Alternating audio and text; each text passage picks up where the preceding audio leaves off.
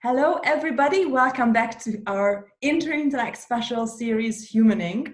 I'm here today with Mashal Waqar, one of my favorite people on Twitter, one of my favorite female founders, co-founder and COO of The Tempest, and an active member of the Interintellect online forums and our salons.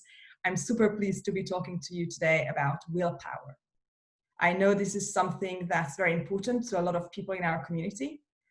We think about this a lot. We try to understand, are people right about how they talk about willpower and resilience? Is this quality overhyped? Is it not hyped enough? How should we think about willpower in our own lives? It seems to be one of the kind of founding qualities of being a human, and a very important element of the human experience, both historically and collectively and individually as well.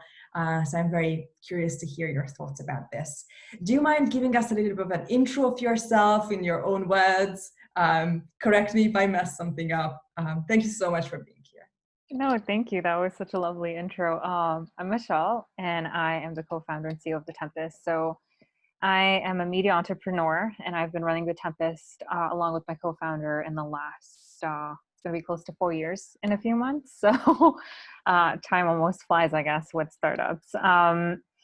I grew up in the Middle East. So I was born and raised in Saudi Arabia, lived in the US for a little bit before I came back, and I've been in Dubai for the last seven years of my life. Have a tech background, so had no business being in media. Really started off in tech, and then ever since I discovered The Tempest, and really, I think it was the first time where I felt like there was content that I could resonate with, that made me feel like I had a voice that mattered, and it made me feel like I belonged to a community in a world that was much bigger than what I originally perceived as real. So ever since, I've never looked back, and yeah, that's a little bit about me.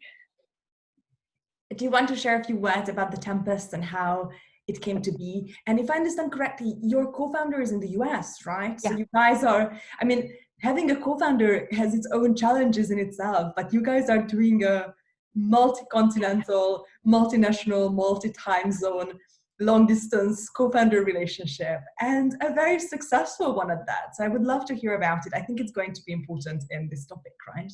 Right, of course. So actually, so The Tempest is a women's media company. We're an entertainment, lifestyle, and essentially news company where we inform, entertain, and inspire our readers. And it really started off with two different verticals. I covered a few topics and then branched out from there to covering everything from pop culture to health and relationships to life, love, social justice, politics, and news, and really everything that you could think about. And a lot of really authentic personal narratives and storytelling. And it was really started with the mission of no girl or woman should ever feel like she didn't belong or that she was left behind. And that was what Layla really started the company with. And so I was one of those girls. So I was in Saudi, I was one summer, and I read an article on Facebook by The Tempest about being a third culture kid. And having, feeling excluded for a big chunk of my life, right? Like it was the first time where I felt like these are thoughts that I've had so many times, but someone else wrote them in a very different part of the world. And I went on a binge reading spree where I read article after article. I remember I spent like 3-4 hours just reading all the articles I could.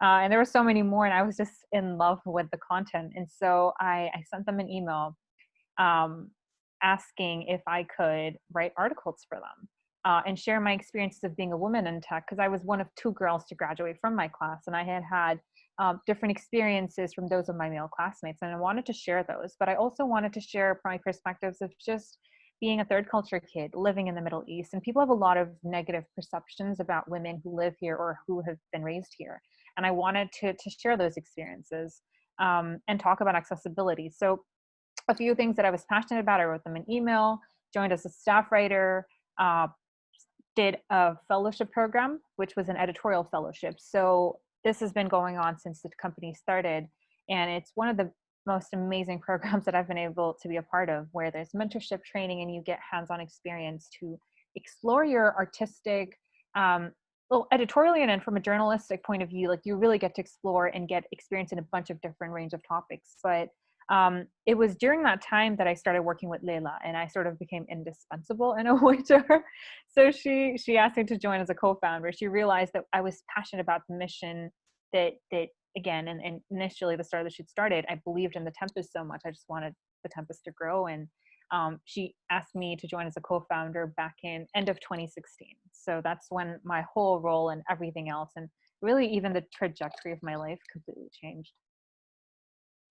I would love to hear a little bit. I know that at our salons, you share details of what it is to be a woman in tech in the Middle East in 2020.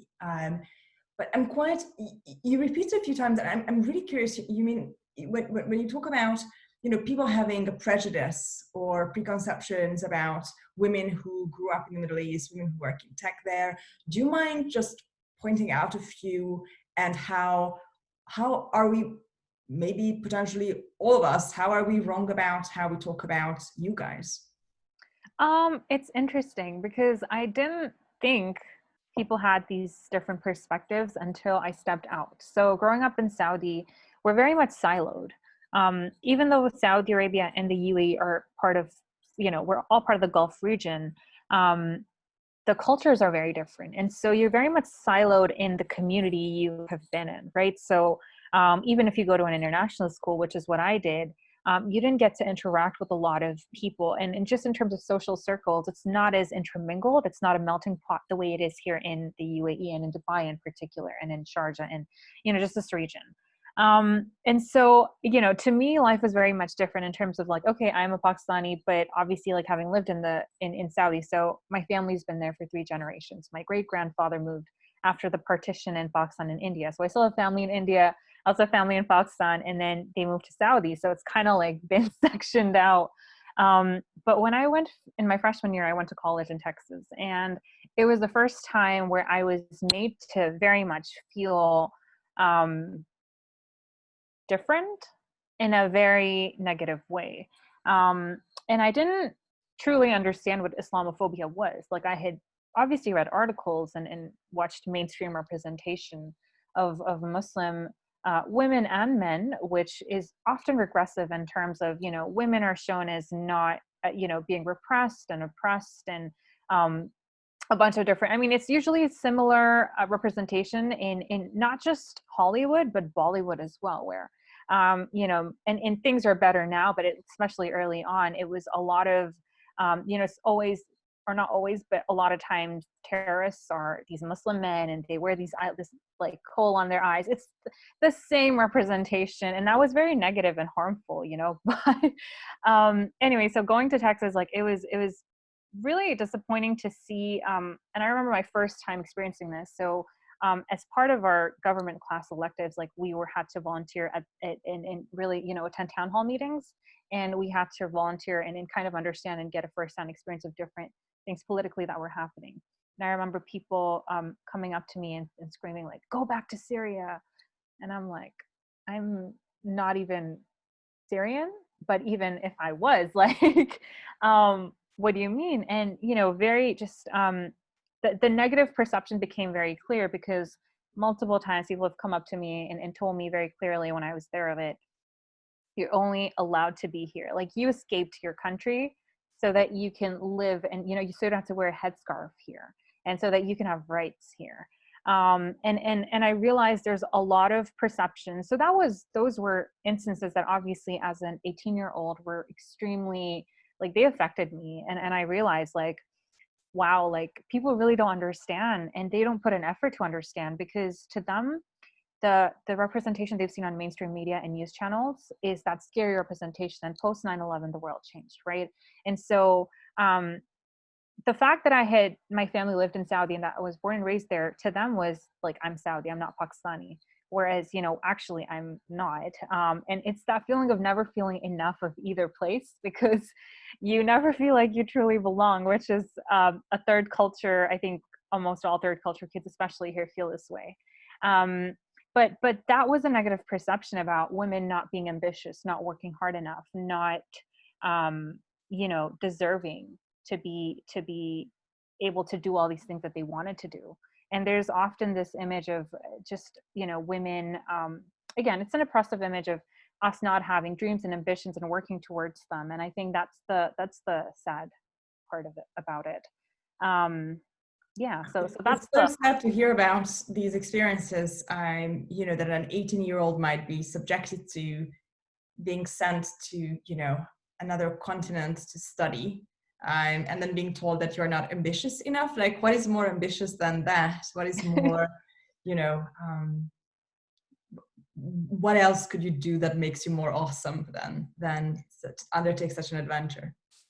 it was one of those things where at first I think it took me obviously time to navigate it, but the other part was also people either treating me as an anomaly, right, and not the norm, and the other was feeling like I'm different, but everyone else is not, right? Which is just as offensive.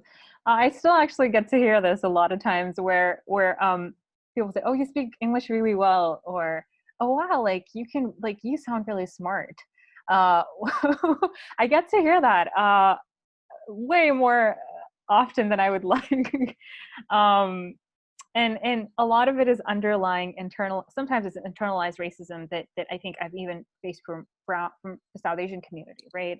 But other times it is obviously not from the brown community, and that has been interesting to navigate and to kind of, yeah, see.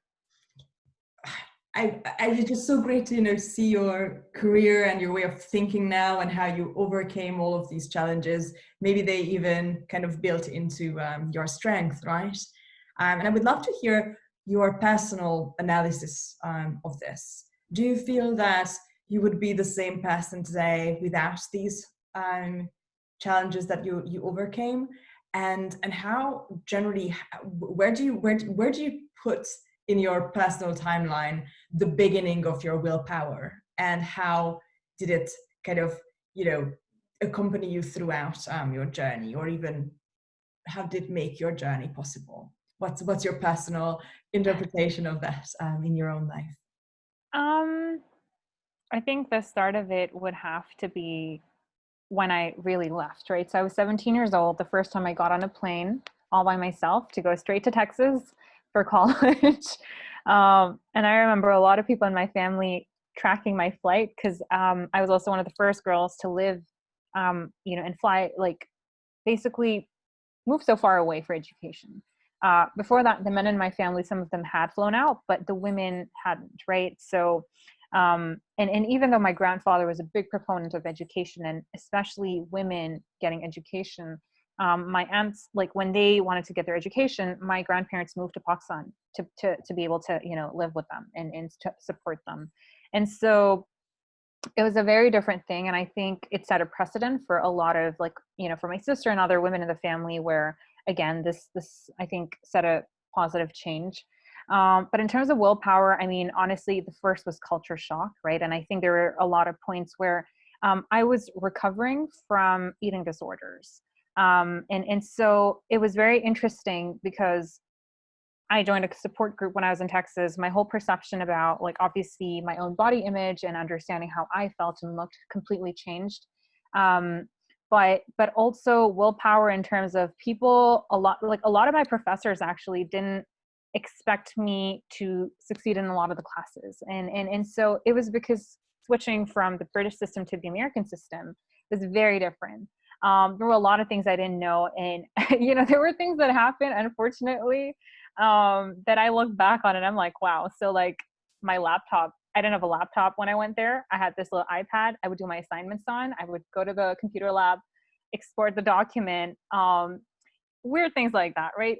And I didn't, like, I was essentially a broke college student and I didn't want to ask my parents for money. And I just felt so lucky and privileged to just be able to get an education I wanted. So I took it so seriously. And that was the one thing where I thought, no matter what happens, I know I'm here for education and I want to do my best. And I think so no matter how hard I got mentally, even though there was so much happening, right? Because it was a complete culture shock. And then facing racism and Islamophobia, like, in addition to that, like, I think that was the start of where I realized, like, maybe my own willpower in a way, where it was like this determination of, I have to do this no matter what. And then after spending 2 semesters, I came back. I transferred to an American university in Dubai, and I felt like that was the best decision for me. And it wasn't that I was giving up, but I just felt like I wanted to be in a region that was a good mix, and where I felt like I could grow more in. And so I was a scholarship kid. I got an amazing scholarship, and throughout like my life, I have been a scholarship kid since high school. So at every point, I guess, because I just felt so lucky and grateful to even have a chance at getting whatever I was getting, like maybe sometimes overcompensating. I feel like I've realized now, right, where I'm over prepared because I just I can't believe that life is turning out the way that it has. And then I think with the Tempest, what ended up happening was, obviously, like when I joined as a co-founder, I didn't know what being a co-founder meant. And when I say that, I mean, like, I joined as a CTO. So I thought, okay, I'm going to be responsible for the tech aspect. And then obviously understanding the finances, runway, burn rate, and all these other things that come along with being a co-founder. My role started transitioning to operations. And I think that's really, like, we had some pretty difficult patches, and we've had them over the years, right? And I think the true test, I guess, testament maybe of that, I think, and personally for me, was when, you know, at one point I was broke, and I knew I had my rent due. And I remember coming home at night, like just tearing up, thinking, how are we going to survive? And I don't know how I'm going to continue living. So at that time, I took up a couple of part-time jobs to be able to just, you know, sustain myself financially. And at many different points, you know, at that time it was a little bit more in terms of very specific, but over the years there have been points where you know, when you do run a company, a lot of times you won't let what me and my co-founder go through trickle down into the whole staff in the company, right? We have to be strong. Even if we are vulnerable, there's only like different facets or maybe bits of the challenges that people will see, because we want to protect everybody. And we are transparent in a lot of things, but in a lot of things, we also try not to kind of show how much it's impacted us, right? So in that way, I love Layla for obviously like being my rock. And I think a lot of times I've been her rock in this aspect, because we swing around it.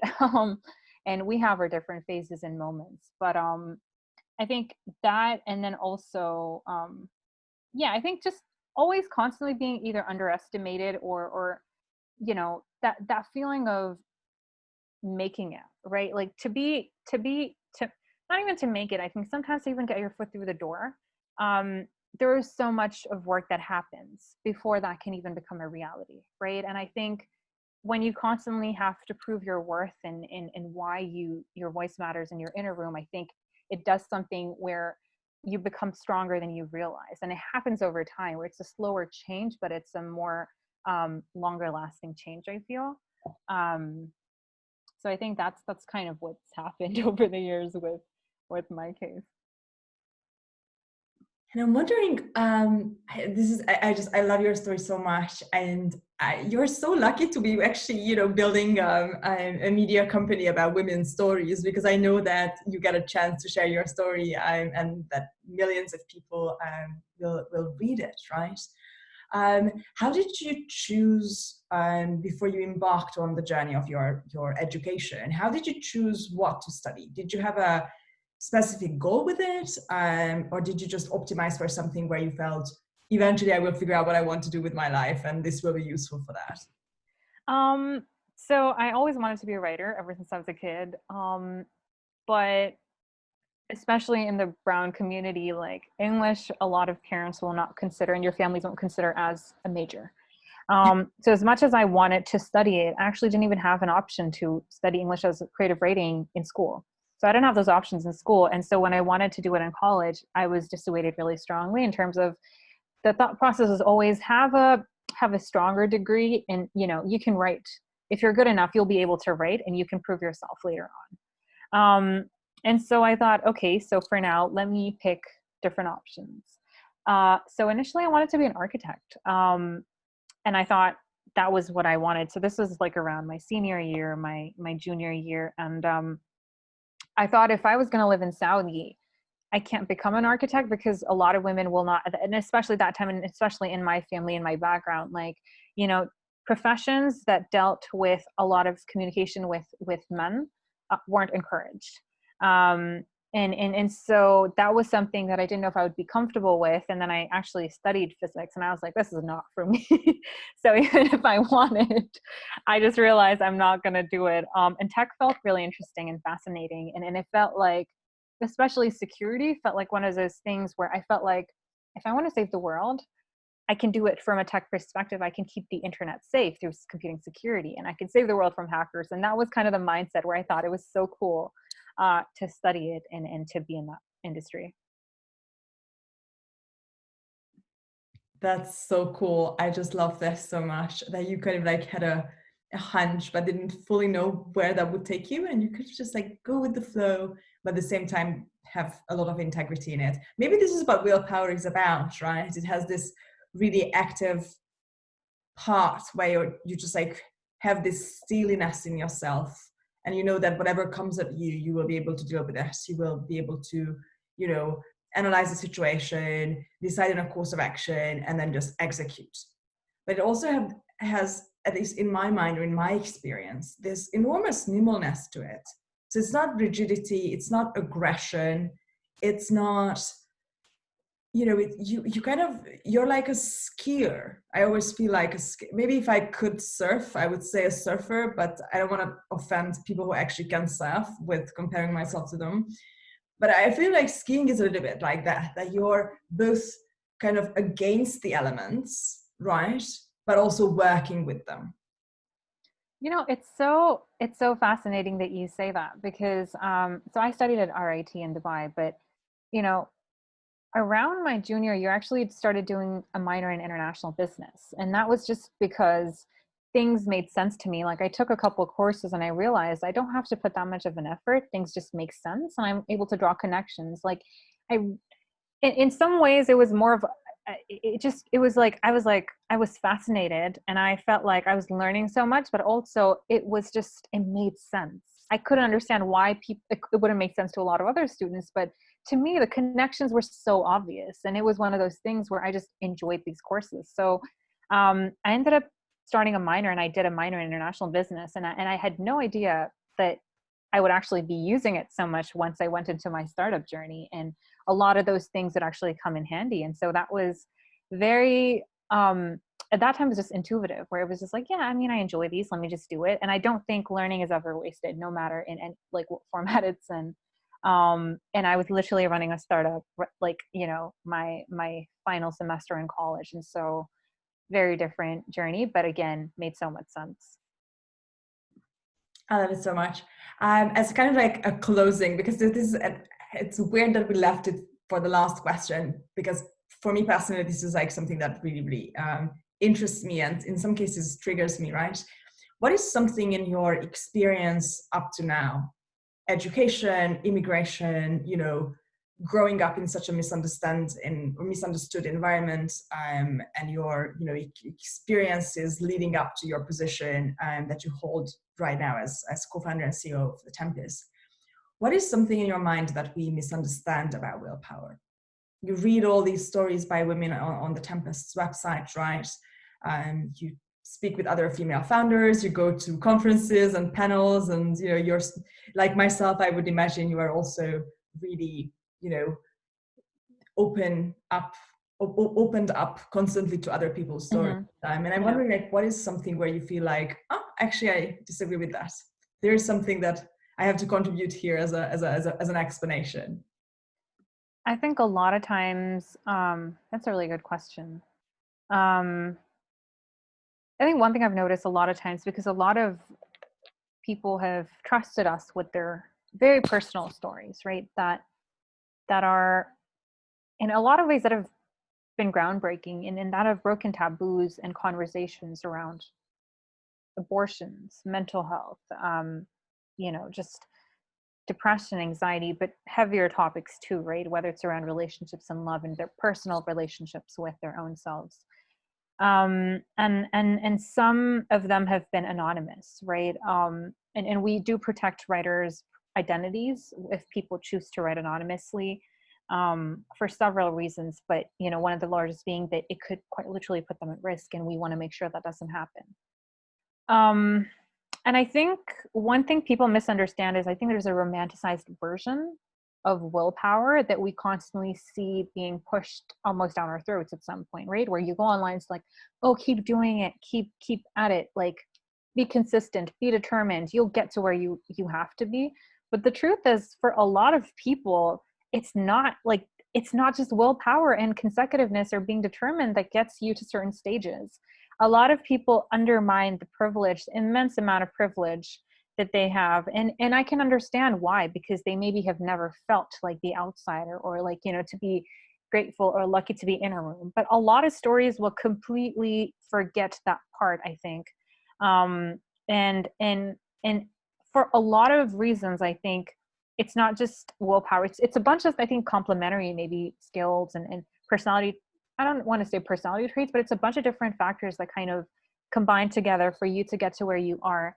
And I think those are always a factor, whether you recognize them or not, right? So even if you are in a circle where doors can open up for you, or if you can speak the language in a room, to be able to have conversations and have that say with people, right? I think that is another part people completely don't even realize.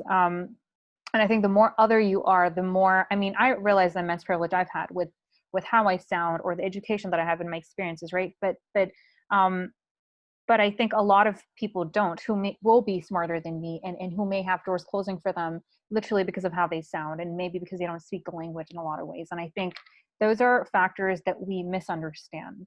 And when we do understand, I think maybe we don't quite question, because there is a status quo, and I think it would mean a lot of unlearning and dismantling of systems and mindsets and perspectives. And I think those are more difficult conversations that maybe not everybody wants to indulge in, or even have the luxury to ignore.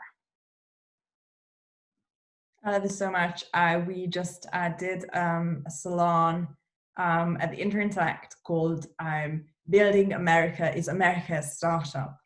And almost 30 people kind of gathered, and we kind of touched upon this idea of meritocracy and how easy it really is to break into a scene, deciphering the entry codes, learning the language. Is that knowledge even available to outsiders? And as always, we kind of go back to this interesting twist in the story, which is that even if you are the most talented, willful person who would make perhaps a fantastic, addition to whichever country's business community, you can be coming from an angle where, you just don't know that those couple of phrases that would make people trust you, but you don't know that you need to know those phrases to make people trust you, and then everybody loses out on you. And it would be hard for me to believe the people who say like, no, well, if you're really good, you will figure it out. Not everybody can. I always tell people, especially nowadays when we have the kind of tech versus journalism and pseudo wars on Twitter, which make very little sense to me, that I started my company because in 2016, I read an article in the New Yorker where Sam Altman, who was at the time president of YC, gave an interview. And I read this article and I was completely blown away by it. And that was the first time when I understood that this kind of the startup ethos is an ethos and not just like you work at a small company and are paid less, which what it meant to me at the time. And it made me basically change my entire life and start the company that through many, many iterations changed into the Interintellect, right? And so I would not have necessarily embarked on this journey at the time without being exposed to the story in a familiar medium. So I always tell these tech people, keep giving interviews, because not everybody knows about your Substack. Not everybody knows you exist. Yeah. Right? So it makes sense to sometimes, throw these seeds around and because the people who have to hear the battle cry will hear it. And it's 100%. Our responsibility on the other end of the spectrum, maybe nowadays, to make sure that these people can actually enter. And in the Interintellect and in your community, we try to create environments where if you're really good and you work really hard, you can make it. It's not everybody, it's not, we don't throw around the winning prizes, because then that would devalue it. But if somebody actually puts in the effort and has the knowledge, then there has to be a clear road so that their willpower matters. Because if your willpower doesn't matter, will you keep doing it forever? I have doubts. I mean, that is such an interesting point, and I think you're right about that in terms of I think, first of all, I mean, there is a big bubble, I think, in certain spaces, right, in terms of what people think the rest of the world knows, right? So most people and circles that I'm around don't have a newsletter, don't even know what Substack is, have no idea what Clubhouse is. And I, you know, they see me speaking about these things, and they're very disconnected with maybe this Twitter bubble that I'm equally a part of. Okay, so it's interesting for me to kind of transition between different groups, but you know, in a lot of ways, it may be healthy not to be kind of locked into our little tech bubble, because we have people around us who have no idea what we are talking about when we say like, oh, this app is so, and they're like, really, what is that? Yeah, I think it's healthy. It definitely is. Although I am trying to get more women entrepreneurs and, you know, women from this region onto Clubhouse. Like I'm thinking about a show and whatnot, but with the Tempest, I mean, one of the main reasons we have our accelerator program is so that people who may not have a journalism degree or writing experience or be published before can get that opportunity and the resources and access to them to get a foot through the door. And that's why, so we've had around 15 cohorts so far since 2016, right? And we're trying to build out the next generation of, not trying, we are building out that next generation of media creatives and people in the industry who will either go on to work for other media companies, and they have those, you know, they're equipped with the skills and the resources and whatnot, and they're already like, they've leveled up, or will start off and go independent in terms of what they want to do. And that is us doing our job, because media needs to be diverse and different and global, and has to come from, you know, the doors need to be open to everybody in this aspect. So we're starting off with women's media because this is the space that we feel like, you know, we want to make a change in first. But I think the longer mission is a lot bigger in terms of the work that we want to do as well. And I guess it's not a one organization or one company or one person job, right? I think this is something that it will take countless people and countless organizations and different people in different spaces to work towards before we get even 1% closer, right? And I think that's just how it happens, one step at a time. So I am very excited for you and your company. I think what you guys are doing is just incredible. I remember we first spoke, I think last year, and since then I've learned so much from you and so much through you, and the people in your network and the people on your website. And I really recommend to everybody who's watching this to check out The Tempest and find Mashal on Twitter. I'm going to put your links into the description of this video. And I wish you the very best with this endeavor. What's the next step? What are we rooting for here for you? I mean, I think first what I would love to, so we just launched our history vertical, which I think you will be really interested in. I think you'll find it super interesting as well, because we just launched it and I've been loving the stories that I've been seeing in the pieces there. The next step for us is we're launching our community. And so we're taking the Tempest from having our readers to literally being able to interact and ask questions, and like-minded women with similar values, right? Audience to community. Exactly, right? So we're launching that. It's the next step for the Tempest, and that is like my biggest focus right now, to make it as amazing as we can as an experience in terms of the perks that we're offering. And we really want to be able to see, because we see these conversations, we get these emails and these messages and all these different, you know, people writing to us about how much the Tempest means to them. I'm excited for these people who, again, like resonate with the content so much, where it's a part of their lives, to be able to connect with each other and to be able to kind of move the conversation forward. Like, I'm excited to see what happens when that takes place. And I think that's the most exciting thing in the next step that I'm waiting for. If somebody wants to get involved with the Tempest, what do they do? And are you open to everybody, all the women or people identifying as women all around the world, right? Yes. They don't have to be in the Middle East or in the US. No, not the Middle East or the US. We are headquartered in the US, and we do have an office here in the Middle East. But essentially, globally, you can be, as long as you identify as a femme or a woman, you can write for us. Regardless of gender, people can join our accelerator program. We don't have any gender specific except editorial, because again, that's the writing part. And to become a member and a part of the community, we have the option on our website. So people can just click on become a member and join our community. And it's really as simple as that. I love this, and really recommend again to all our viewers to check it out. Thank you so much, Mashal. I'm going to turn off the recording. So if you have any other comments about willpower that you feel is not fit for print, you can say it off the records afterwards. Thank you so much, and thanks for everyone watching. Take care.